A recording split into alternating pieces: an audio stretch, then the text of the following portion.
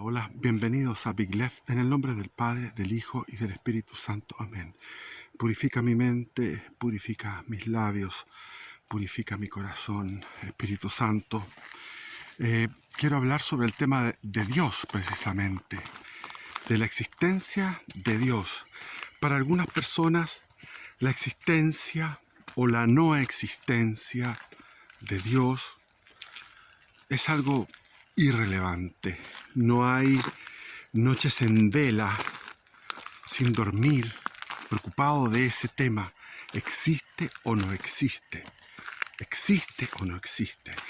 Y eso para mí está dentro de lo que en mi vida es algo central. ¿Por qué? Porque en un momento determinado, a los 14 años, yo creí en Dios. 14, 15 años. Fue un proceso. Con la lectura de la Biblia, comencé a leer ya lo he contado en otros videos, comencé a leer el Génesis, el Éxodo, etcétera, algunos libros del Antiguo Testamento, durante los libros sapiensales, y ya finalmente cuando cumplí 15 años, entré por un deber, yo lo hacía por un deber de cultura general, meterme con el Nuevo Testamento. Y ahí ya no solamente fue creer en Dios, sino que también creer en el Hijo de Dios, en Dios encarnado, en la persona humana de Jesús, el Cristo, el ungido, nacido de María. Entonces ya, bueno, todo eso fue un proceso de 2 años, los 14 hasta los 15, finalmente con una recurrencia prácticamente diaria, casi diaria, de éxtasis místicos, donde yo podía estar 2 horas, 1 hora mínimo, 2, 3, quieto, de rodillas o boca abajo en el piso,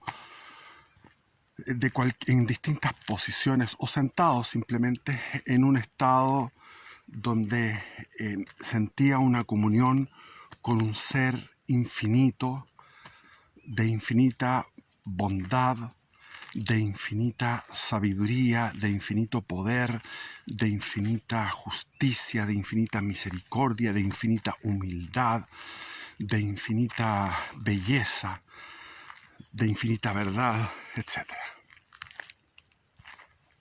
Inmarcesible, indivisible, invisible, etc. Entonces, en esa experiencia inefable, otro más con el in, la otra vez junté 7 palabras claves del el inefable, inmarcesible, indivisible, etc. Las tengo anotadas. Estaba arrugando los papeles para alimentar, papeles escritos míos de cuando era joven, que los había encontrado en un baúl y los estaba arrugando durante meses, los arrugaba para alimentar el fuego aquí en el invierno y para crear fuego. Y finalmente empecé a leerlos y encontré mucho valor y los tengo ahí, los puedo leer en este canal porque son muy bellos los escritos. ¿Y cuántos de esos se fueron en el fuego?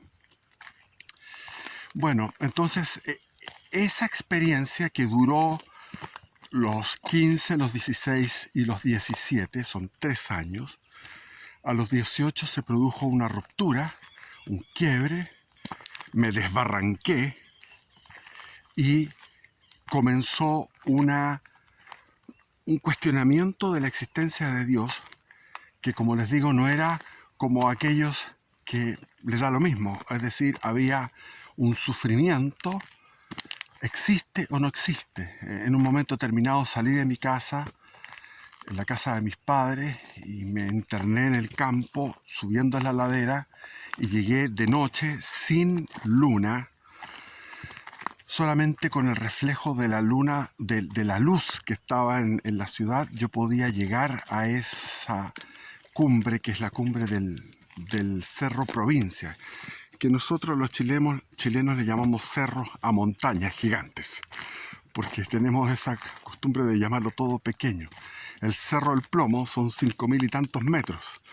Este caso son 2.800 metros.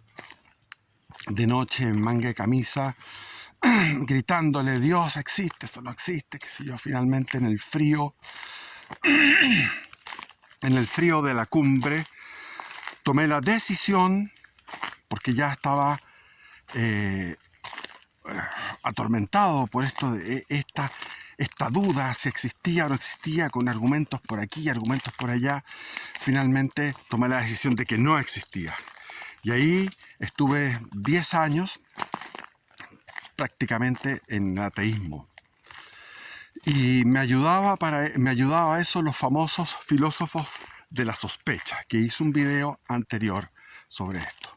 Los filósofos de la sospecha son Rousseau, que sospecha, es lo que primero que instala Rousseau es el amor a la naturaleza y la sospecha de lo que es la civilización, la bondad de la civilización.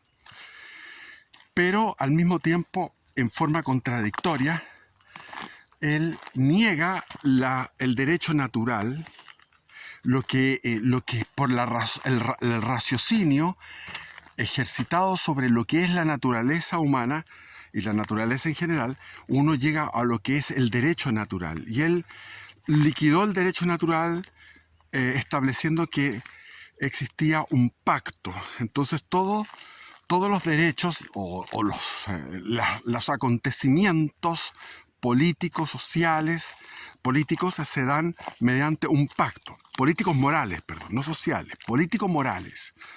Se dan mediante pactos. Entonces eso ha generado actualmente que el pacto, es decir, la mayoría, hay un pacto que se llama democracia, que viene de Rousseau. La democracia establece qué es lo que es la verdad y qué es lo que es la mentira, qué es lo que es falso, qué es lo que es verdadero, qué es lo que es bueno y qué es lo que es malo, a partir de la mayoría, porque el pacto lo rige la mayoría. Bueno, después de Rousseau vino Carlos Marx, que profundizó esta idea y habló de la lucha de clases. Y yo podría hablar mucho de Carlos Marx, porque cuando entré en este ateísmo tremendo, traté de agarrarme de estos pensadores, pero yo estaba en una especie de nihilismo, de no creer en nada, y ese no creer en nada, el estar en un desierto sin cantimplora, sin ningún oasis que pudiera ver en el horizonte, sin una brújula, no sabía para dónde era el norte, el sur, para dónde está la cordillera, hacia dónde está el mar, hacia dónde hay un río, sin ningún mapa, sencillamente en la abstinencia total de verdades. En esa situación, lo que leía y lo que me daba a mí coherencia de lo que vivía era el existencialismo ateo de Jean-Paul Sartre, la nausée, la náusea. El infierno son los demás. Albert Camus, El extranjero. Dos libros que me daban sentido, por llamar sentido con comillas, me daban sentido de lo que yo estaba experimentando. Pero yo necesitaba una fe atea, como estaba en medio del ateísmo, necesitaba una fe atea, y para la fe atea puse en mi escritorio, tenía un escritorio, mi padre tenía un escritorio con 7.000 volúmenes, muy elegante, que lo he contado, y yo tenía un escritorio pequeño, pero no por eso menor en el sentido de la elegancia. Tenía una mesa de escritorio preciosa que era de mi abuelo, que lo había traído en un barco en la época de la Belle Époque, y con una lámpara antiquísima de la década del 30 que uno giraba para prender la ampolleta. Había un montón de recortes que estaban, recortes de diarios que había guardado mi padre, recortando diarios, sobre todo del Mercurio, desde tiempos inmemoriales. Entonces era una especie de era un lugar donde estaba toda la historia del siglo XX que mi padre recortaba en los diarios, y además que él había sido un protagonista, porque él había sido protagonista desde los 16 años, desde 1918, cuando fundaron la Federación de Estudiantes Secundarios, y después entró a la FECH y participó en política toda su vida, porque era muy político en su forma, en su existencia, hasta llegar a ser senador. Entonces estaba ahí la legislatura ordinaria y extraordinaria cuando él había sido senador. Es interesantísimo. Uno abría y encontraba el nombre de mi padre en discusiones con otros personajes, pero lo que más me llamaba la atención era que mi padre era el que más hablaba, pero no hablaba de forma como las intervenciones de Salvador Allende, que eran todas ideológicas, medias tontas. Muy, muy tontas en realidad. Y las intervenciones de mi padre eran proyectos concretos de beneficio a la comunidad a la cual él representaba, que era generar un área de comercio libre en Arica, lo que se llamó la Junta de Adelanto de Arica y el Puerto Libre de Arica, una serie de iniciativas para lo que era Iquique, Antofagasta, hasta para Taltal, que correspondía a su suscripción, ¿se llamaba? No, algo así se llama. Entonces, yo, si volviera al pasado, haría un interrogatorio detallado a mi padre para que contara todas sus experiencias políticas, y tomaría todos esos, que no sé qué pasó con aquello, todos esos recortes de diario, y podría haber escrito, si volviera al pasado, podría escribir un libro de la historia de Chile del siglo XX interesante, acabada, con fotos y todo. Entonces yo estaba en esa oficina que era mi propia oficina, con mi biblioteca propia. Y ahí tenía la enciclopedia Barça, que la iba leyendo, la enciclopedia Barça, según una guía de lectura por temáticas: teología, filosofía, biología, química, física, etc. Entonces, a través de esa guía yo iba leyendo la enciclopedia, porque quería ser muy culto. Pero como había perdido la fe, puse los libros de Marx, empezando por el Manifiesto del Partido Comunista y continuación todo, hasta el Capital, el primer tomo del Capital, la Sagrada Familia, ya se me olvida, la Comuna de París, una serie de textos. Entonces yo dije, tengo que leer esos textos. O sea, me forcé, me obligué a leer esos textos. ¿Por qué? Porque esos textos me iban a dar una fe atea, pero me iba a poder salir de esa situación que yo les describo como estar en el desierto. Estar en el desierto sin cantimplora, sin brújula, sin mapa. Y claro, ahora tenía una brújula, tenía un mapa, tenía una cantimplora y tenía amistades, porque ya estaba cursando el primer año de la facultad, en la Pontificia Universidad Católica, la Facultad de Derecho, y ahí había una serie de personajes como Juan Pablo Hermosilla, el mismo Luis Hermosilla, y otros menos famosos, que tenían sus planteamientos de izquierda y sus planteamientos ateos muy bien argumentados, y en ese momento yo ya estaba débil, no podía, ya me había decidido y me había definido ya un año antes por ser ateo, porque me agobiaba la duda permanente. La duda permanente es algo horrible, había que decidirse por algo. Me decidí por el ateísmo. Muchos dirán, pero tú tenías esas experiencias místicas, ¿por qué te fuiste al ateísmo? Bueno, porque me resultaba incoherente que un Dios de bondad permitiera o hubiera creado una realidad en la naturaleza donde unos se comen a otros. Eso es lo que más me llamaba la atención. Los leones se comen a los herbívoros, los carnívoros a los herbívoros, y en realidad uno viendo los programas de naturaleza que daban en la televisión, uno veía que todo esto era un comerse unos a otros.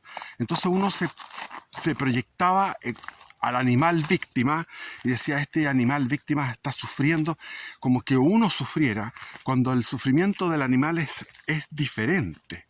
Y ahí hay todo un planteamiento de Santo Tomás de Aquino. A Santo Tomás de Aquino lo había leído a los 14 y me había fascinado, me había dado mucha paz. La lectura de Santo Tomás de Aquino me había dado muchísima paz. Pero como les digo, ya no podía leer Santo Tomás, no podía leer esa teología de raciocinio frío, que es como la coronación del sentido común a través de Aristóteles y de Santo Tomás de Aquino, de la existencia, pero de la existencia considerando las causas, los efectos, las causas eficientes, la teoría de las causas intrínsecas, extrínsecas, etcétera, etcétera. Entonces, todo esto era un set de herramientas filosóficas que yo había dejado a un lado, porque había sido muy precoz. Yo empecé mi vida sexual a los 3 años, y lo tengo claramente identificado el año porque averigüé con mis padres cuando dejaron de ir ese matrimonio, que tenían una niña. Entonces la niña de 3 años y yo jugábamos, teníamos juegos eróticos. Entonces después comencé a leer historia y comencé a leer libros serios a los 8 años. Lo cual no es bueno, pero ya estaba lanzado en eso, y mi disco duro está repleto de información, de lecturas, de viajes, de distintos oficios, de distintas relaciones afectivas, amorosas, de distintos escenarios geográficos, tanto que cuando me vine a este lugar fue la mudanza número 40. La 40ª mudanza fue ahora, recién completando 40 mudanzas. Número sagrado, así que no debería tener una 41ª mudanza. Lo ideal sería quedarse ya aquí. Distintos oficios, distintas circunstancias más duras, otras circunstancias donde fui llevado por una especie de alfombra voladora, por una providencia, incluso cuando era ateo, una providencia increíble, una protección en situaciones donde corría peligro mi vida. Entonces ahora quiero comunicarles qué es lo que me pasó después de haber entrado en el ateísmo, el raciocinio que me hizo volver a creer en Dios. Porque el tema principal de todo esto era el sufrimiento de los inocentes. El absurdo y lo que genera ira de decir, ¿por qué tú haces esto, Señor? ¿Por qué tu creación tiene esta imperfección?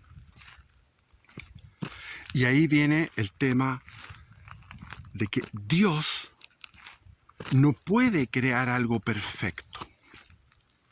No puede crear una criatura perfecta. Porque si la crea perfecta, sería Él mismo. Porque el único perfecto es Dios. ¿Por qué? Porque es infinito, porque es eterno, porque es el Dios, o sea, es el ser, es el ser, ese motor inmóvil, ese ser que sustenta, que es esa base que sustenta todos los demás seres. Entonces Él, al mismo tiempo, si Él es un Padre generoso, va a querer que existan infinidad de seres. Cuando uno ve programas de astrofísica y viaja, y se los recomiendo en YouTube, y viaja por el universo, el tamaño del universo, imagínense que un segundo de velocidad de la luz significa 24 veces dar la vuelta al planeta Tierra. O sea, la circunferencia terrestre, ir por el Ecuador, ya. Comenzamos en Quito y volvemos a Quito del Ecuador. Empezamos en Quito y vamos haciendo un viaje. En un segundo, un segundo, la velocidad de la luz son 300.000 kilómetros, algo y un poco más. Se me olvida la cifra exacta.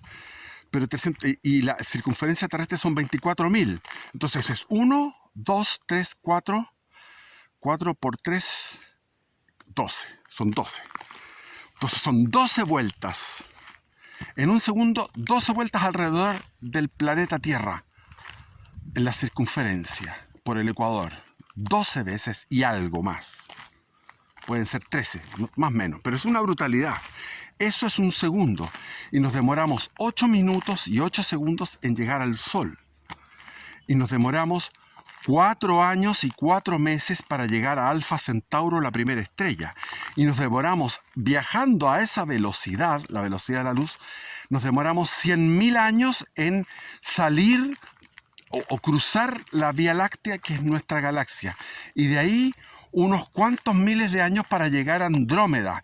Y Andrómeda es más grande. Entonces, cruzar Andrómeda son otros cientos de miles de años y después son millones de años luz para llegar a otros grupos de galaxias y así. Entonces tú dices, esta inmensidad del espacio, también está la inmensidad del tiempo. El universo se calcula que tiene alrededor de 13.000... Se me olvidó la cifra, porque en este momento está cuestionada la cifra por los últimos descubrimientos del telescopio James Webb. Estaba el Hubble y ahora el James Webb ha tomado fotos que se calcula que que no corresponden, porque cuando fue la primera explosión, la gran explosión, la única explosión, el Big Bang, esa explosión donde el universo estaba contenido en una cabeza de alfiler. Ahí estaba todo el universo, a un nivel de concentración de masa espectacular. Y todo eso se expandió a una velocidad tremenda. Y eso sucedió hace, si no recuerdo mal, 13.700 millones, pero se está planteando que pueden ser 20.000 millones de años. 20.000 millones de años. El tiempo inmenso. Entonces, uno, cuando ha sido padre, a veces hay un embarazo que uno no desea. Y uno puede decir a la mujer, abortemos, o puede hacer otra cosa, que la mujer va a tener su hijo y uno se manda a cambiar, porque no quiere ese hijo, no es deseado. Pero si surge, uno, si es bueno como padre, lo va a amar a esa criatura. Y si sale con problemas, lo va a amar también. Y uno, si es padre generoso, va a tener muchos hijos. Porque todos esos hijos, cada uno, aunque algunos dicen, no, es que hay que tener pocos hijos, ¿por qué? O nada, porque el mundo está malo o porque hay que tener una situación económica. No, un padre generoso dice, mejor que exista, aunque tenga que sufrir, porque todos sufrimos, incluso los niños que están súper protegidos con 30, 40 peluches en su cama. No, todos sufrimos. El mundo es un sufrimiento. Entonces, Dios, siendo generoso para hacer algo tan grandioso, tan inmenso, y puede ser ese universo, como lo dije la otra vez, el universo, todo ese universo gigante puede ser de este tamaño. Y pueden haber otros más, y pueden haber infinitos universos. Pero siempre se requiere el ser subsistente, el ser necesario. Hay que ver las pruebas de la existencia de Dios que plantea Santo Tomás de Aquino, las cinco vías. Entonces, uno piensa todo esto y dice, Dios no puede hacer algo perfecto porque si hace algo perfecto sería Él mismo. Por lo tanto, el yo con mayúscula, Yahvé, ese Dios que no se puede pronunciar su nombre porque es demasiado importante y gigante, ese Dios, Yahvé, crea un no yo, y ese no yo es en minúscula, es imperfecto. ¿Y por qué se dan tantas imperfecciones? Porque lo que pretende Dios es que haya de todo tipo de variedades, y cada uno es una singularidad. Cada árbol es singular, cada árbol es diferente al otro árbol. Cada caballo es diferente a otro caballo, cada perro es diferente a otro perro, cada ser humano es diferente. O sea, busca la singularidad, no hay una uniformidad. Todos somos singulares, cada brizna de hierba, cada cosa, estos caballos que están pastando son todos diferentes. Entonces uno ocupa un espacio, por decir así, uno ocupa un espacio, una realidad que es la mía, ojos claros, pero hay otro que tez oscura, pelo rizado, otro pequeño, otro alto, unos de ciertos pueblos, otros pueblos. En la geografía están los nórdicos, están los africanos, están los árabes. Entonces es una diversidad, y en este planeta, imagínense la diversidad gigantesca. Entonces él quiere que cada uno sea singular. Por lo tanto, en esa infinitud de seres, porque él es generoso y crea de esta forma, así, al estilo Milei. Échele para adelante. Hey, vamos, echémosle para adelante. Que se reproduzcan, que haya diversidad de seres. Imagínense que son más de 4.000 especies o sea, las especies animales son miles, las especies vegetales son miles. Están los virus, las bacterias. Entonces la creación es tan inmensa, y yo me quejaba de la creación y escuché una voz en mi interior, una voz que no es que me escuchara, sino que algo de mi interior que me dijo: si tú, Felipe, hicieras un universo tan perfecto como tú te lo imaginas, sería tan aburrido, Felipe. En cambio, Dios, con su inteligencia infinita, hace un universo entretenido. Es muy entretenida la vida y es apasionante. Entonces, el dolor, el misterio del dolor, pero es que el dolor es porque somos seres finitos, pero también está después la revelación, porque Dios nos revela a través de el Génesis, a través de las Sagradas Escrituras, a través de la Biblia y a través de él mismo, que él mismo se hizo hombre y sufrió una muerte que es una muerte que ningún otro ser humano puede sufrir con tanto dolor. La otra vez dije eso y una persona me comentó: ¿y cómo? Si tantos han sido torturados en la vida, tantos que han sufrido tantas torturas increíbles que los desollaban vivo y cosas así. ¿Cómo va a ser Jesús el que sufrió más? Sí. ¿Por qué? Porque lo que él hizo fue un milagro. El milagro de poder soportar malos tratos todo el tiempo hasta llegar a la flagelación, que se calcula en 120 flagelaciones, donde le arrancaban la piel y salía la sangre a borbotones. Después está la corona de espinas, que no era un anillo de corona, sino que era un casco de corona con espinas de 2 a 3 pulgadas que le golpeaban con palos la cabeza, o sea, le golpeaban esa corona, y todo eso era una debilidad. O sea, ya cualquier persona habría muerto ya con eso, porque ya estaba completamente su piel y su musculatura esquelética, todo destruido.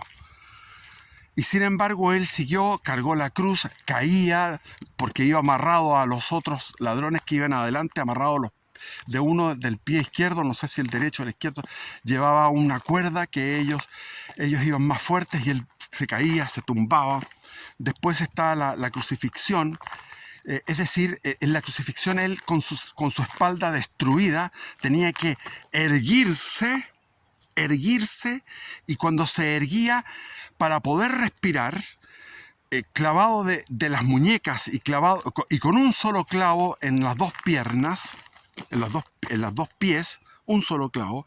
Él, al erguirse, su piel destrozada, o sea, su espalda destrozada, completamente pulverizada, tenía que erguirse y sufrir la aspereza de esa cruz, de esa madera, y al mismo tiempo la nuca que tenía esta corona de espinas, tenía que penetrar las espinas, penetrar en la nuca, que es un sector sumamente sensible, igual que la sien, de una sensibilidad tremenda para el dolor, para poder respirar. Mientras hacía eso, también giraba, las muñecas se giraban en unos clavos que no eran redondos, sino que tenían aristas. Esos clavos, él tenía que girar la muñeca, donde pasa un nervio muy importante, que es el que le da la sensibilidad a la mano, y justo está el clavo en el nervio, y él tenía que girar para poder respirar, y murió por asfixia, murió por deshidratación, murió por desangramiento, murió por angustia, por abandono, por soledad, por traición, por tanto dolor. Y él era un milagro de Dios, porque él fue Dios, el infinito, la inserción de lo infinito en lo finito, la encarnación de Dios. En el útero de María es el acontecimiento más importante, no de la historia de la humanidad, ni siquiera del universo. Es el acontecimiento más importante de la historia divina, porque Dios ahí participa. Él no creó una creación y la dejó ahí y dice, mira que sufran, yo también voy a sufrir. Yo solidarizo con el hombre y voy a sufrir con el hombre. Voy a sufrir, pero voy a sufrir más que nadie. ¿Por qué? Porque él tenía la potestad de resucitar muertos, de calmar tempestades, de aliviar a los cojos, a los ciegos, etc. Y él podía tener la fuerza y invocar una fuerza sobrenatural para poder soportar todas las torturas, que fueron torturas inmensas. Por eso que hay que hacer un video exclusivo explicando cómo fue desde el punto de vista físico y mental las torturas que comenzaron con la noche después de la última cena. Fue y ahí en la angustia, Padre, aparta de mí ese cáliz, y tuvo una transpiración de sangre, porque ahí empezó el superestrés, que eso es algo médico, un estrés que significó